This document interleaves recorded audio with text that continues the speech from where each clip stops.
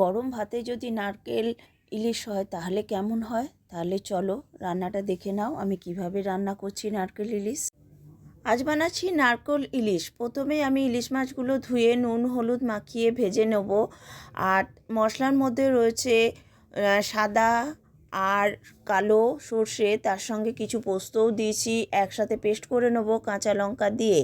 আর রয়েছে নারকেলের পেস্ট।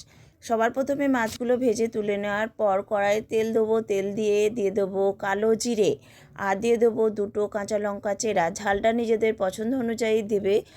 আর তারপর দিয়ে দেবো মশলা, যেটা সর্ষের পেস্টটা বানিয়ে রেখেছিলাম সেটা অবশ্যই আমি ছেঁকে ব্যবহার করেছি। মশলার পেস্টটা দেওয়ার পর দিয়ে দেবো নুন হলুদ আর একটুখানি লঙ্কার গুঁড়ো। তারপর দিয়ে দেবো নারকেলের পেস্টটা। বেশ খানিকক্ষণ ফুটিয়ে নেব। আন্দাজ মতো দিয়ে দেবো নুন আর মিষ্টি।